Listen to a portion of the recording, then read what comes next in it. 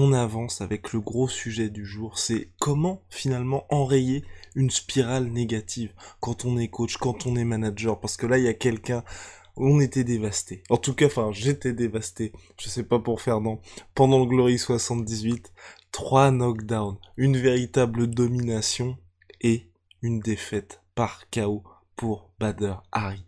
Quand t'as vu ça, Fernand, qu'est-ce que tu t'es dit finalement? Moi, qu'est-ce que je me suis dit? Euh, Ça m'a fait de la peine pour lui. Ça m'a fait beaucoup de peine pour lui parce que il y a un moment donné où il y a, quel que soit le... Enfin, c'est fou ce que je vais dire.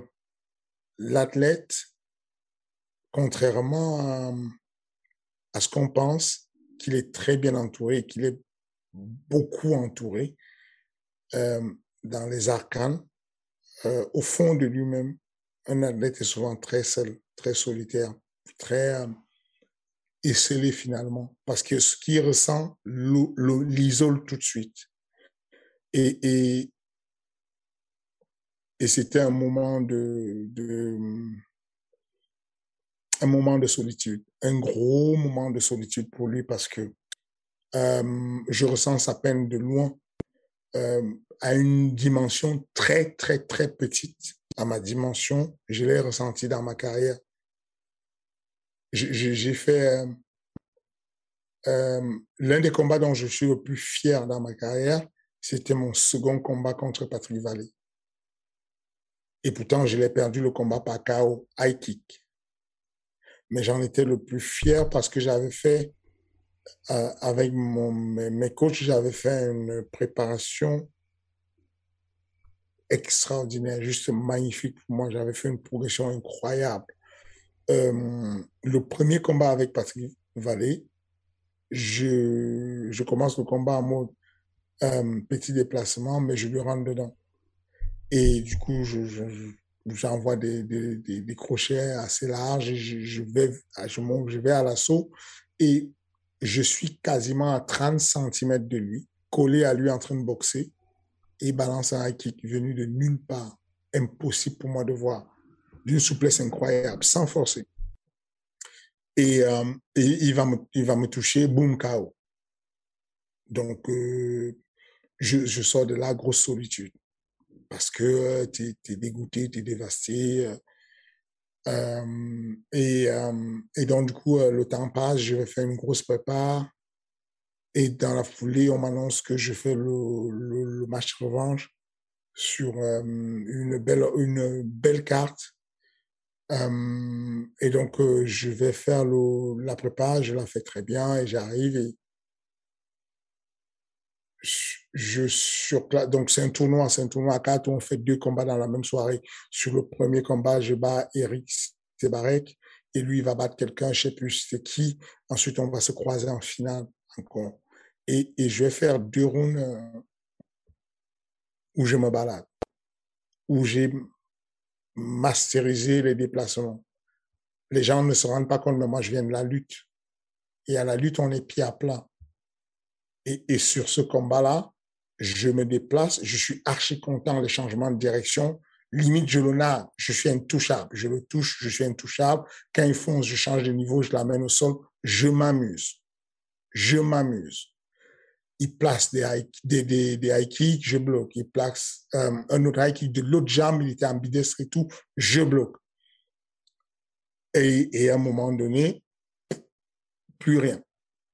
Je ne sais pas ce qui s'est passé. Je me réveille. Je sors d'un coma,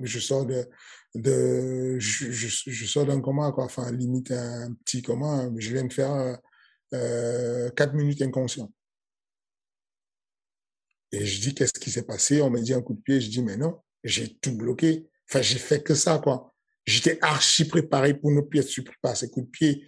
J'ai tout bloqué, je l'ai touché, j'ai pas été touché, dégoûté, dépité de son côté. À l'époque, c'était deux gros camps. Moi, j'étais de la FFA, il était de la haute tension. C'était, voilà quoi. Et non, Mathieu me dit, ici, il y a un coup de pied qui est passé.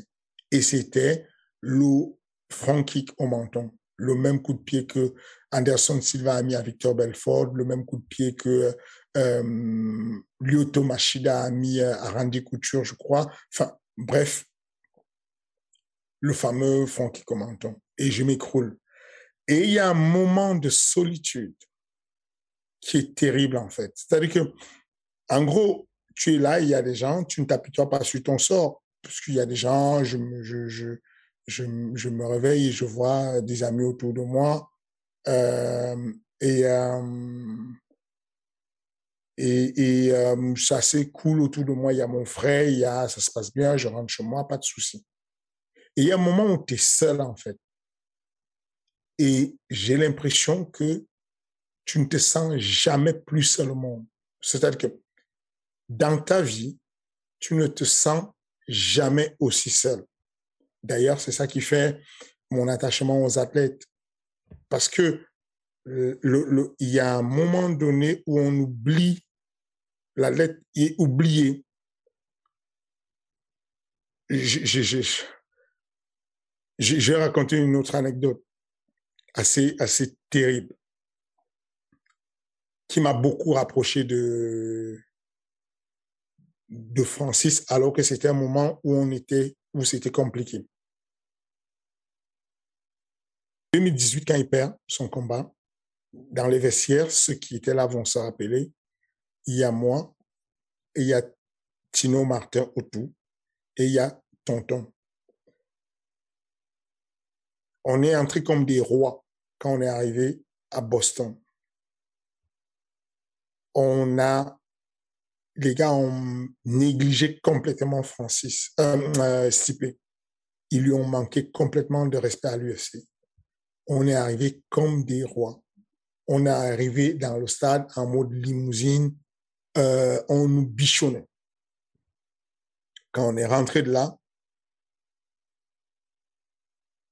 je me rappelle, on sort de la cage, on va dans les vestiaires sont vides, il n'y a plus personne. Parce que l'événement est fini, on fait le dernier combat. Francis ne peut pas tenir debout.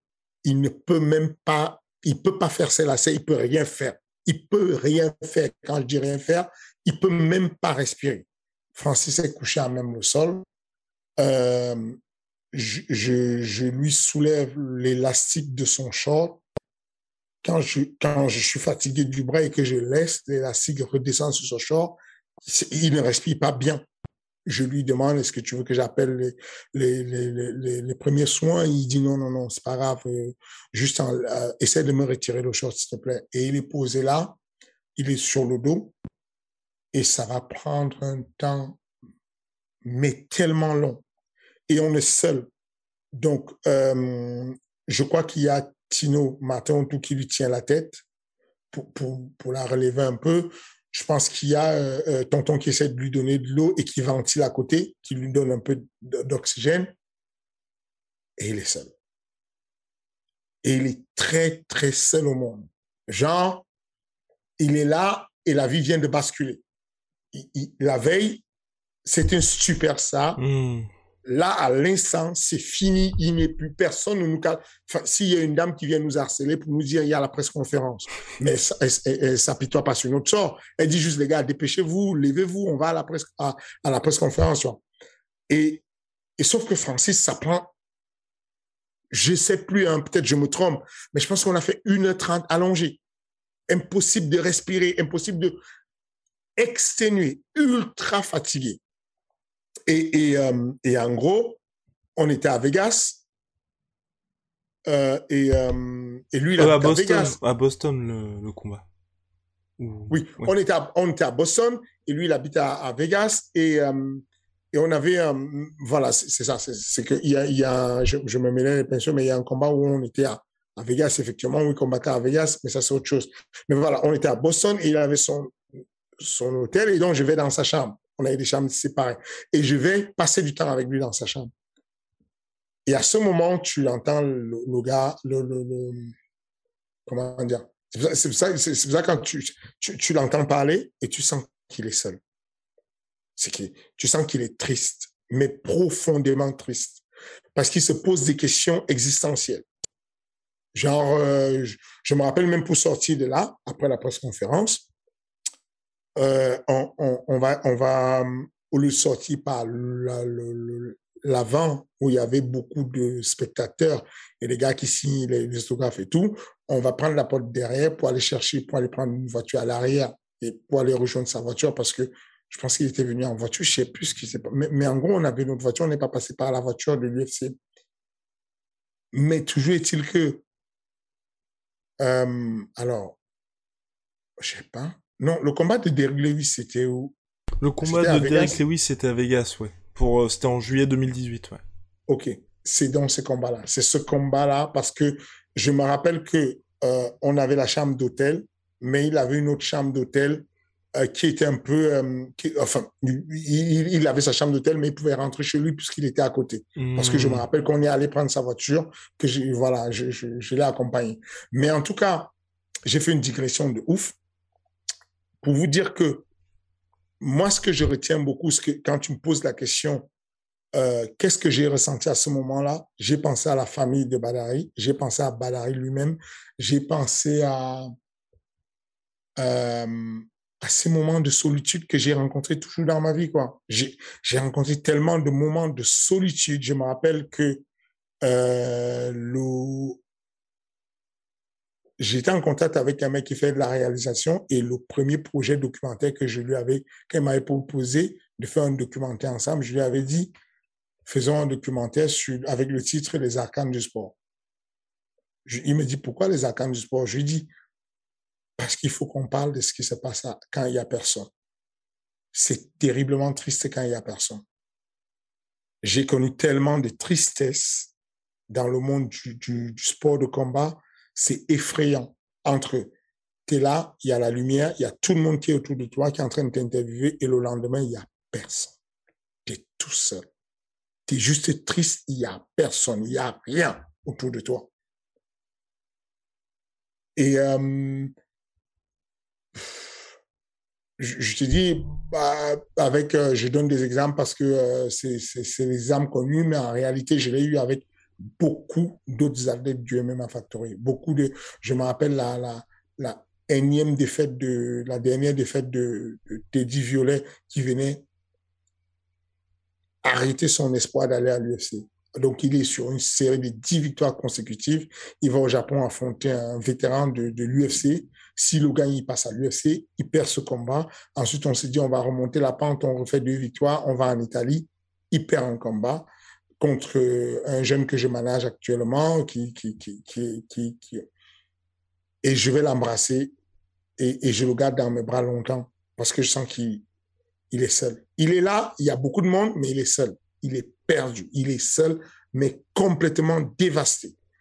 Et c'est à ce moment que le rôle du coach est très important de montrer ta tête tout de suite, de montrer la présence tout de suite, de montrer du soutien tout de suite pour qu'ils comprennent que la vie ne s'arrête pas à ce qui vient de manquer. La vie ne s'arrête pas parce que ça vient d'être loupé et qu'on peut remonter la pente.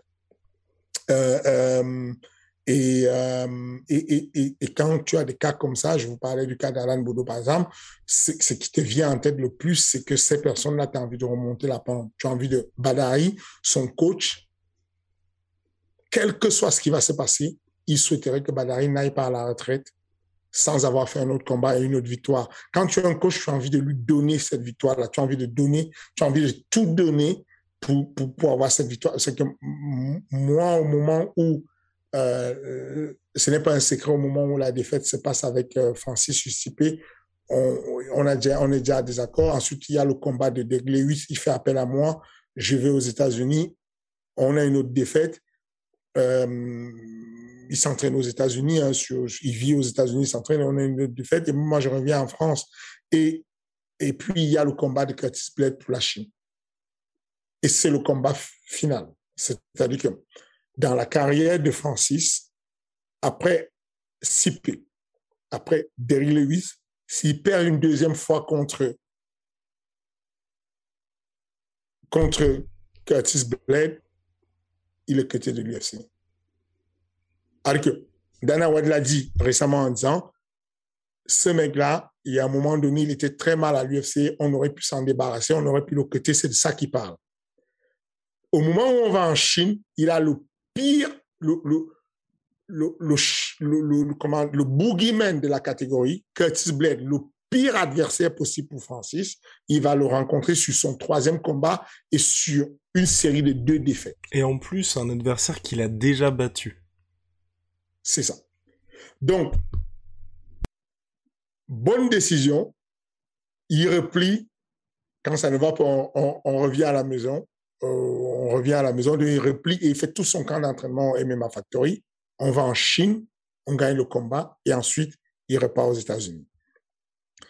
Le but, en fait, pour le rôle aujourd'hui de Badari, je ne sais pas si c'est ce qu'il veut faire, parce que ça ne vient pas tôt comme ça dans ta tête.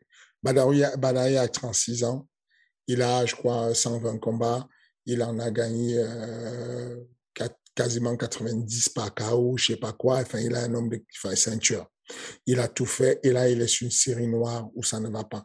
Il a des soucis de justice, il a des soucis de machin, il a des problèmes avec le sport. C'est super compliqué.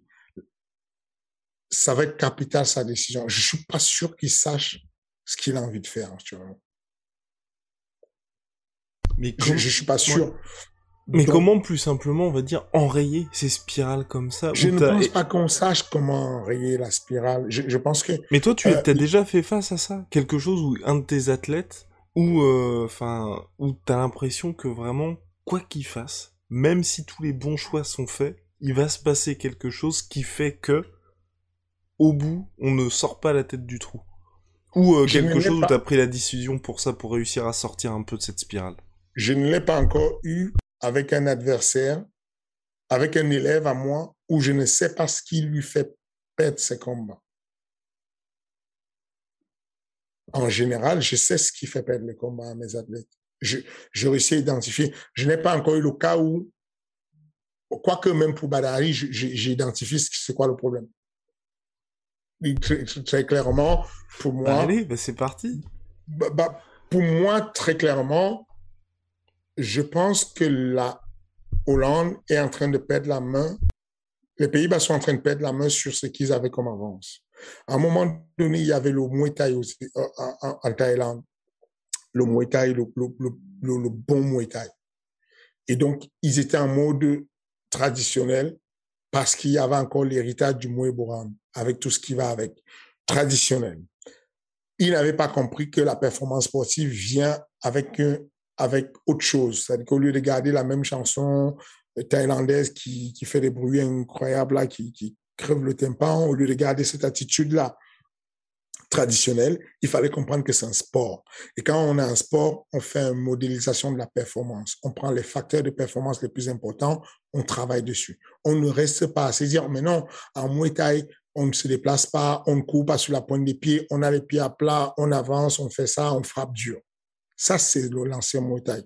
Ensuite, les Hollandais arrivent avec quelque chose d'un peu plus pinché. Ils ajoutent la grosse anglaise, des grosses frappes, ils ajoutent les blocages, ils ajoutent des frappes et ils mettent un peu de déplacement. Ensuite, ça repart du côté de la France, avec pas mal de Français qui se déplacent. Ça repart du côté de la Thaïlande, avec des vrais Thaïlandais qui se déplacent.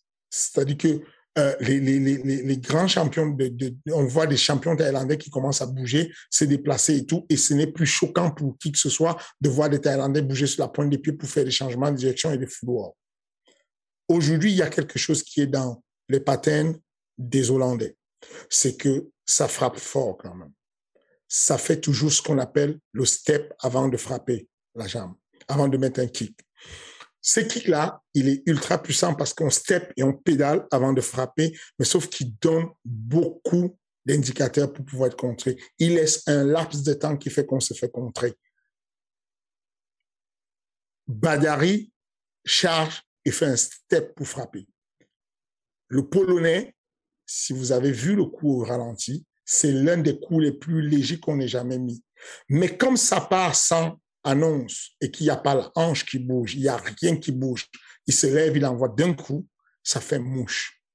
C'est ultra dangereux. Ça, c'est quelque chose qu'on a beaucoup, qu'on avait beaucoup en France avec ceux qui sortaient de la boxe française. La BFA, ce truc-là où ta jambe avant, tu la montes sans annoncer la couleur, sans faire un step, voilà. Et sauf qu'en Hollande, on continue à le faire. À chaque fois, moi, j'ai reçu un jeune poids lourd à la salle il y a 2 semaines avant d'aller en vacances. C'est un mec qui combat au Glory et qui va faire son passage sur l'OMMA. Et donc, je le prends au PAO. Et à chaque fois, il me fait ces steps-là. Ce n'est pas des steps, ce n'est pas d'appel avant de frapper. Cet appel-là laisse de l'ouverture. Moi, je trouve que tu gagnes en force, mais tu perds en effet de surprise. Je préfère réduire la puissance, garder l'effet de surprise, et c'est ce qu'a fait le Polonais, et c'est ce qui a marché. Donc, du coup, moi, mon diagnostic, il est fait sur ce qui s'est passé sur le combat. Il y a attention, il y a des éléments concomitants du fait que quand tu domines largement un combat, tu ne fais pas le fou, tu ne restes pas comme ça sans avoir la garde montée. La deuxième des choses, c'est que le step pour pouvoir frapper, le step pour pouvoir boxer. Et donc, pour mes athlètes,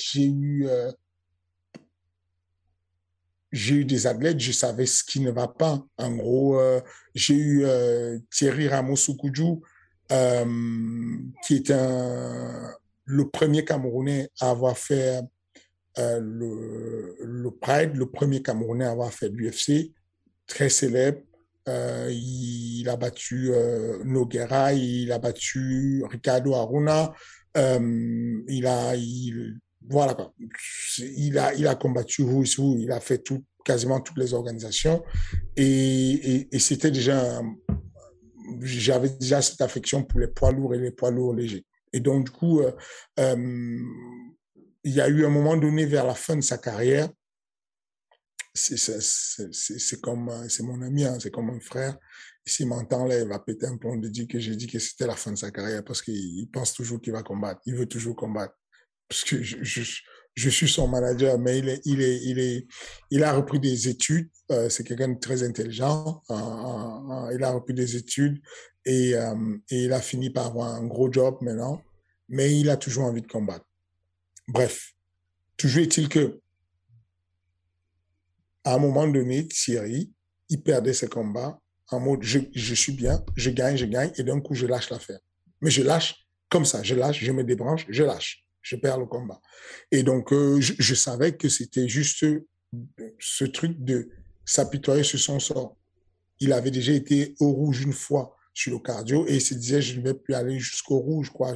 Cette sensation de rouge là ne doit plus m'atteindre. Donc, il m'est arrivé de jouer le préparateur mental et le dernier combat qu'il y a au KSW, c'est les paroles que j'ai avec lui. Je lui dis, il faut que tu laisses ton corps à la science. Enfin, pour qu'il y ait une organisation, il faut qu'il y ait des pompiers. Il y a il y a 2 ambulances de réanimation. Ils ont tout, ils ont l'oxygène, ils ont tout. Ne t'occupe pas de toi, ne t'appuie-toi pas sur son sort, donne ton corps à la science. Ensuite, on verra. T'inquiète pas, si tu tombes dans les pommes, je serai le premier à venir te sauver, il y aura les secours. Mais il faut que tu arrêtes de faire ce blocage où tu as envie de te préserver et tu mets un fusible pour ne pas arriver à la zone rouge. Donc, il y a comme ça des choses. Je pense qu'aujourd'hui, Badari doit dynamiser sa manière Les Hollandais doivent dynamiser leur manière et rechanger un peu la manière de kicker, de faire ça différemment. Les règles en plus, les règles le mode de training du K1, du Glory n'aide pas beaucoup. Le Glory, c'est j'arrive, j'ai des grosses patates, c'est même plus du kickboxing.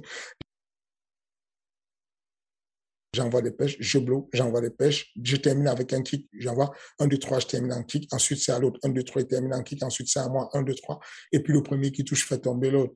Ça ne favorise pas beaucoup les choses et putain, il a beaucoup d'espérance, il peut ajouter quelque chose, quoi. Il peut rajouter des déplacements, il pourrait rajouter quelque chose. 36 ans, c'est certes plus jeune, mais ça reste jeune. Il a un très gros kilométrage, lui, de combat, mais cependant, ça reste physiquement, on l'a vu très affûté.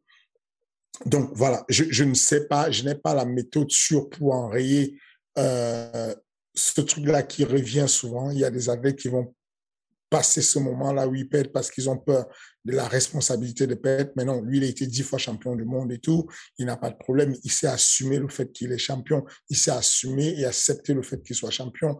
Il y a des élèves que j'ai eus qui ont échoué sur la dernière marche parce qu'ils n'assument pas le fait de perdre de manière inconsciente.